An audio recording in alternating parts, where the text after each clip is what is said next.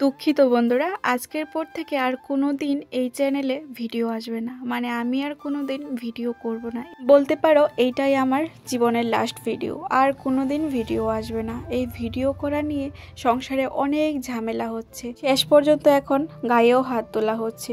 আজকে না পেরে সমস্ত সত্যি কথা আমি তোমাদের মুখ খুলে বলতে বাধ্য হব।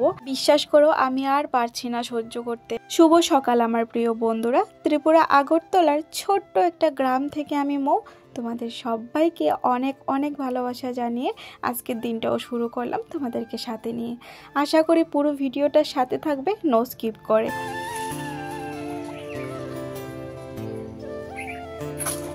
মোটামুটি বাসি কাজ তো ঘুম থেকে উঠেই দেখি বাবা করে নিয়েছে। তারপর বাদ বাকি যা থাকে সমস্ত কিছু কিন্তু আমিই করি আস্তে ধীরে। তার আগে কিন্তু বাবুকে 1 কাপ রং চা করে দিলাম কেক দিয়ে। আর আমি চলে আসলাম বাসন ধোয়ার এখানে। কালকে বিকেলে যে বাসন ধুয়েছিলাম, কালকে কিন্তু আর গামলাটা ধোয়া হয়নি। তাই যেহেতু গামলায় জল ছিল না, ভালো করে গামলাটা ধুয়ে কিন্তু এখন নতুন জল আবার কলস দিয়ে তারপর বাসনপত্রগুলি ধুয়ে নেব। প্রত্যেক দিন এই গামলাটাকে কিন্তু 2 থেকে 3 বার করে ধুয়ে দিতে হয়, না হলে অনেকটাই পাতা আবর্জনা পড়ে। আর এই জল দিয়ে বাসন ধুয়ে খেতে ইচ্ছে করে না সেই বাসনগুলিতে। তাই কিন্তু যখন বাসন ধুই তখন গামলাটা পরিষ্কার করে ভালো জল দিয়ে তারপর কিন্তু ধোয়ার চেষ্টা করি। আর জানো তো বন্ধুরা, আমাদের বাড়িতে কিন্তু অনেক বড় বড় সেগুন গাছ, আম গাছ, কাঁঠাল গাছ, কলা বাগান, অনেক বড় বড় গাছ আছে। ছোট গাছ নাই বললেই চলে। তো সেজন্য কিন্তু বাড়িতে বেশিরভাগ এখন বিছে দেখা যায়, কারণ আম গাছ যেহেতু আছে বেশি, আর বাতাসের সাথে সাথে কিন্তু পুরো জায়গায় এসে পড়ে আর কি। আর এই গামলাটার মধ্যে যদি এসে পড়ে থাকে, সে জল দিয়ে কি আর বাসন ধুয়ে ওই বাসন দিয়ে ভাত খেতে ইচ্ছে করে? তার জন্য কিন্তু আমি চেষ্টা করি সব সময় গামলাটাকে ভালো করে ধুয়ে ভালো জল দিয়ে সব সময় বাসন ধোয়ার। তো এদিকে দেখো, তোমাদের সাথে গল্প করতে করতে আমার অনেকগুলি বাসন ধোয়া হয়ে গেছে। এখন চলে আসলাম ছাগলের কাছে। জানো তো, এই ছাগলটা না খুব খারাপ, বাচ্চাদেরকে খেতেই দেয় না।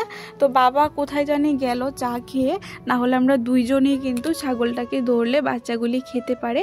বাবা যেহেতু নেই আর বেলাও অনেকটা হয়ে যাচ্ছে, ছাগলটাকে তো ছাড়তে হবে।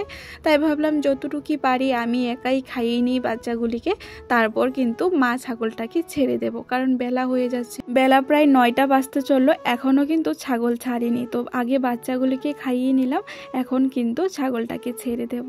আর মেয়েটা না, ওকে কালকে এখানে বাড়ি দিয়েছিল, তাই দেখছিলাম আর কি কিছু হয়ে গেছি না বা কেটে গিয়েছিল নি। আমার না ভীষণ ভালো লাগে এই ছাগল পালতে আর কি। জানি না কার কাছে কীরকম লাগে, আমার কাছে ভীষণ ভালো লাগে, আমার মেয়েও ভালোবাসে। বাসন ধোয়ার আগে কিন্তু আমি বড় হাঁড়িতে জলে আর চালে বসিয়ে দিয়ে গিয়েছিলাম। এখন আর জল ফুটিয়ে চাল দিই না, তাতে কিন্তু গ্যাসটা অনেক বেশি লাগে। আর এই কিস্তি যে রেশন থেকে চালগুলি দিয়েছে না, এগুলি অনেকটাই ভালো, মানে ঝরঝরা হয়, খেতে বেশ ভালো লাগে আর কি। ভাত তোমার যেরকমই হোক না কেন, একটু ঝরঝরা না হলে কিন্তু ভালো লাগে না। তো জলে আর চালে দেওয়ার পর আমি বাড়ির টুকটাক কাজগুলি করার পর ভাত হয়ে গিয়েছিল, ভাতের ফ্যান কিন্তু ফেলে দিলাম। এখন চলে আসলাম যুদ্ধে। মেয়েটাকে ব্রাশ করানো হয়ে গেছে, তবে জল খাওয়ানো হয়নি। এই যে বসলাম এখন জল খাওয়াতে। জল খাওয়াতেও কত গল্প করতে হয় সেটা তোমরা এখন শুনে নাও।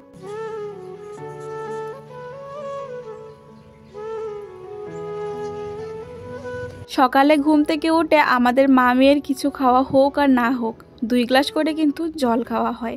আমিও কিন্তু মেয়ের সাথে খেয়ে নিলাম। এখন মেয়ে একটু রেস্ট করবে, আমি এদিকে কিন্তু রান্নাঘরে গিয়ে মেয়ের জন্য টিফিন বানিয়ে নেব। 2-3 দিন ধরে কিন্তু কন্টিনিউ সকাল বিকাল শুধু দুধ বিস্কুটই খাচ্ছে। তাই ভাবলাম যেহেতু ম্যাগি ঘরে আছে, আজকে একটুখানি ম্যাগি সেদ্ধ করে দিই। যদিও প্রত্যেক দিন দেই না, প্রায় অনেক দিন পর আজকে ম্যাগি সিদ্ধ খাওয়াবো আর কি। বাচ্চাদেরকে ম্যাগি খাওয়ানোটা ভালো না, তাই খাওয়াতে চাই না। শুধু একটু লবণ আর একটু হলুদ দিয়ে কিন্তু একটু সেদ্ধ করে নেব, আর কিছুই ময় মশলা দেব না।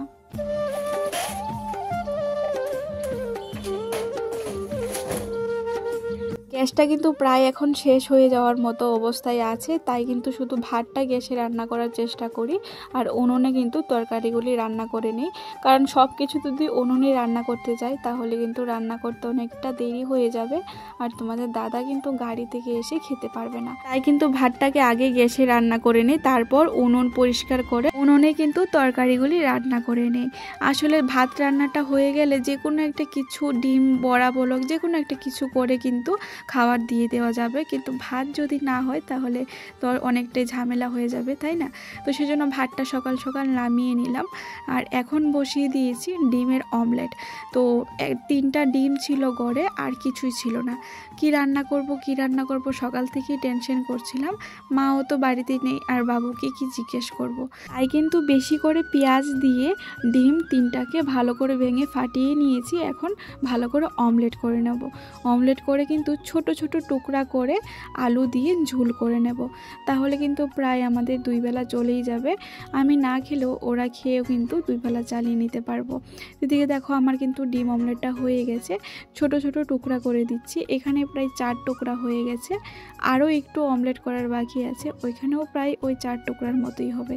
তাহলে হয়ে গেল তো 8 টুকরা। আর আমি আগে কিন্তু আলুটাও ভেজে রেখে দিয়েছিলাম। এখন ডিমের অমলেটটাও হয়ে গেছে। এখন চলে আসলাম কিন্তু তরকারি বসিয়ে ঘরে। তোমাদের দাদা কিন্তু বৃহস্পতিবারের বাজারে প্রায় 1 কেজির মতো টমেটো এনেছিল। তাই টমেটোগুলি পড়ে পড়ে নষ্ট হবে, তার থেকে ভাবলাম চলো টক বানিয়ে নেই। বাবুও কালকে বলছিল টক করলে ভালো হতো। তাই ওইদিকে তরকারিটা হচ্ছে, আর আমি কিন্তু এদিকে টমেটোগুলি কেটে নিচ্ছি টকের জন্য। ভয়েস ওভার দিতে দিতে যে কোথায় চলে যায় আমি নিজেও জানি না, কারণ একদিকে তো গাড়ির শব্দ, আর একদিকে মেয়েটা যদি দুপুরবেলা না ঘুমায় আমার পিছন পিছন হাঁটবে আর শব্দ করবে। এখন দেখতেই পেলে আমি ভয়েস ওভার দিচ্ছিলাম, আর ও কিন্তু আমার সামনে এসে দুষ্টামি করছিল, হাসছিল। তোমরা আশা করি শুনতে পেয়েছো। আমার কিন্তু টমেটো কাটা দেওয়া হয়ে গেছে, তরকারিটাও মোটামুটি হয়ে গেছে। এখন কিন্তু অমলেট করে রাখা ডিমগুলি দিয়ে দিচ্ছি তরকারিতে। ঝোলের সাথে একটু ফুটলেই গরম মশলা দিয়ে নামিয়ে নিব। আর মেয়েকে কিন্তু বসিয়ে রেখেছি এখানে। বাবু যেহেতু বাড়িতে নেই, বারবার গেটের সামনে চলে যাচ্ছিল। একজন ভাই আমাকে কালকে লাইভে বলেছিল যে 3টা ডিম দিয়ে কিভাবে সবাই খাবি, তাও আবার 2 বেলা। আমি তো একদিনেই এক জায়গায় বসেই 3টা ডিম খেয়ে নিই। আসলে পরিস্থিতি যখন খুব খারাপ থাকে তখন এভাবে আমাদের চালিয়ে নিতে হয়। কারণ একবেলা যদি সব খেয়ে নিই, পরের বেলায় কি রান্না করব, কি খাবো? কারণ আমাদের কিন্তু কাজ করলে খাওয়া জোটে, কাজ না করলে কিন্তু খাওয়া জোটে না। তাই কিন্তু একবেলার চিন্তা করলে আরেক বেলার চিন্তা এমনিতেই মাথায় চলে আসে। সকালে এটা রান্না করছি, আবার রাতে কি রান্না করব, পরের দিন আবার কি রান্না করব, এই চিন্তাটা কিন্তু সবসময় মাথায় লেগেই থাকে। যদি ঘরে সব কিছু অ্যাভেলেবেল থাকতো তাহলে হয়তো সেরকম টেনশন থাকতো না। আর এই বাড়িতে তো জল থেকে শুরু করে সমস্তটাই আমাদের কিনে ব্যবহার করতে হয়, তাই অনেক হিসাব করে কিন্তু চলতে হয়। সকালবেলা আর বিছানাটা গুছানো হয়নি, বেড কভারটা পাল্টাবো বলে একটু সময় নিয়েছিলাম। কারণ রান্নাটা যদি হয়ে যায় তারপরে এসে কিন্তু বেড কভারটা পাল্টে নেব। এক বেড কভার না সবসময় বিছানায় থাকতে ভালো লাগে না। আর এমনিতেও যেহেতু বাচ্চা আছে ঘরে, বালু নিয়েই কিন্তু কতবার যে বিছানায় উঠে তা তো হিসাব ছাড়া। তাই 2 দিন বাদে বাদে কিন্তু আমি বেড কভার পাল্টে নেওয়ার চেষ্টা করি। তো বেড কভার পাল্টিয়ে বিছানাটা গুছাতে তো অনেকটাই সময় লাগবে। তাই কিন্তু আমি আগে রান্নাটা একটুখানি গুছিয়ে নিলাম। ওইদিকে বিছানাটা গুছিয়ে কিন্তু চলে আসলাম আবার উনুনের কাছে। মেয়েটা এখনো বসে আছে, ওনাকে রান্না করবে। তো তরকারি কিন্তু আমার হয়ে গেছে, এখন বসিয়ে দেব টক।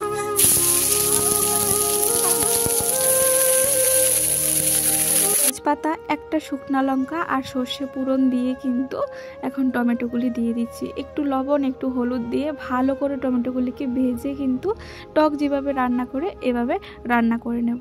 তো চলো, অনেক কিন্তু গল্প করে নিয়েছি, এখন তোমাদের কিছু কমেন্টের উত্তর দেই, না হলে তোমরা আবার রাগ করবে যে দিদিভাই তুমি কিন্তু কমেন্টের রিপ্লাই দিচ্ছ না। সিঙ্গার ফ্যামিলি চ্যানেল থেকে একজন দিদিভাই কমেন্ট করেছে, বোন তুমি কিন্তু অনেক সুন্দর করে কথা বলতে পারো গুছিয়ে, আর আমাকে কিন্তু একটু ভালোবাসা দিও, আমার পরিবারে এসো, আমি অপেক্ষায় থাকব।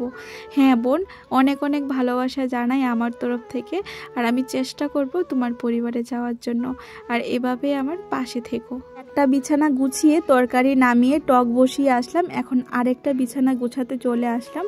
যদিও এই বিছানায় আমরা কেউ ঘুমাই না, আগে ভাই আসলে ভাই ঘুমাতো বা যে কোনো কেউ আসলে ঘুমাতো, এখানে আমরা কেউ ঘুমাই না, এখানে এই পুতুলগুলি থাকে। তারপরে যেহেতু বাচ্চা আছে, ও কিন্তু একটু বাদে বাদে দুটোটা বিছানাই এলোমেলো করে দেয়। তাই 2টা বিছানাকে কিন্তু এখন আমি ভালো করে গুছিয়ে নিলাম। আর ঘরে আসলে যদি বিছানাগুলি একটু টান টান করে পরিপাটি করে গুছানো না থাকে তাহলে কিন্তু দেখতে ভালো লাগে না, শান্তিই লাগে না যেন ঘরে আসলে। তাই বিছানা 2টাকে আমি সব সময় গুছিয়ে রাখার চেষ্টা করি।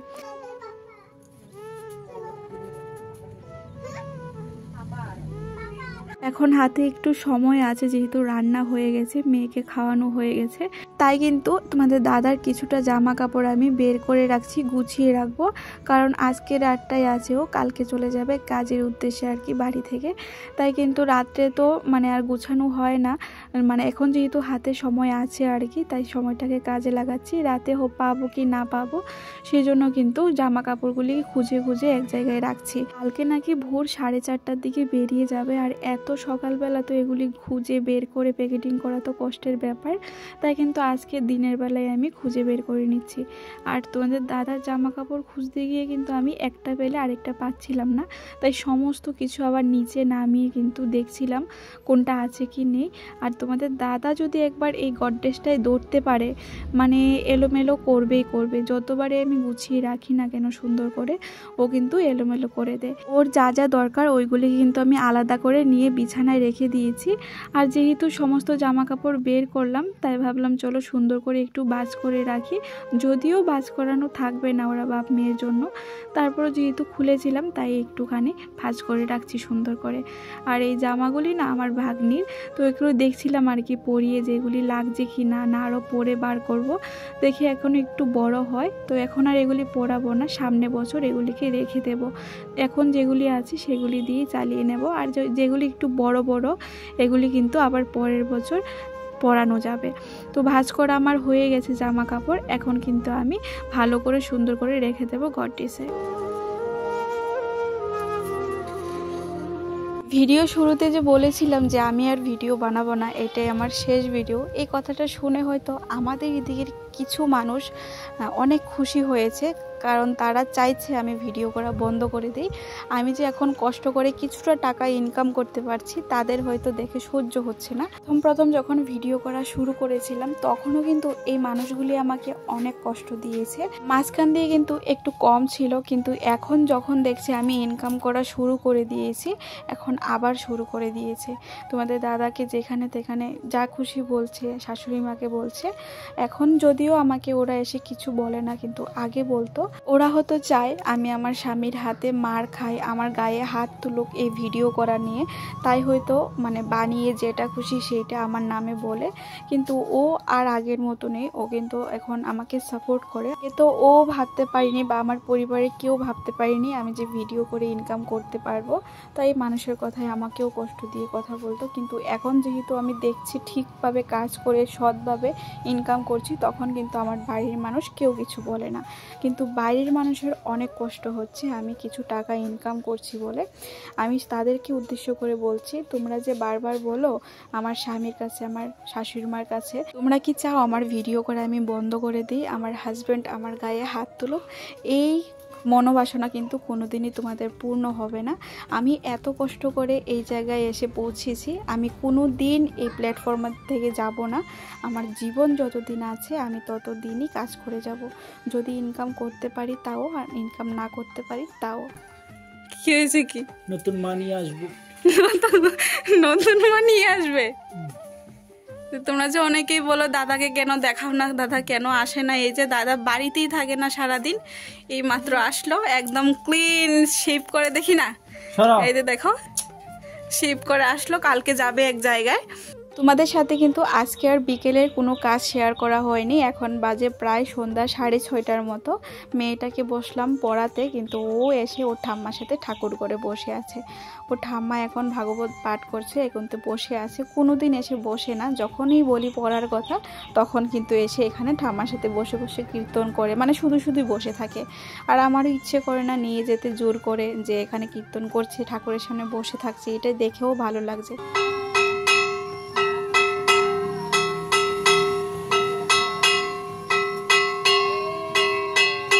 পায়েল দিদিভাই কমেন্ট করেছে, বোন আমিও ত্রিপুরায় বিশালগড় থেকে তোমার ভিডিও দেখছি, তোমার বাড়ি কোথায় কমেন্ট করে জানিয়ে যেও। আমার ভিডিওগুলি কিন্তু আমার ভীষণ ভালো লাগে, তোমার কথাগুলিও কিন্তু অনেক ভালো লাগে বোন। তোমাকে অনেক অনেক ভালোবাসা জানাই পায়েল দিদিভাই, এত দূর থেকে আমার পরিবারে আসার জন্য, আর এত সুন্দর কমেন্ট করে আমার পাশে থাকার জন্য। তুমি ভালো থেকো পরিবারের সবাইকে নিয়ে।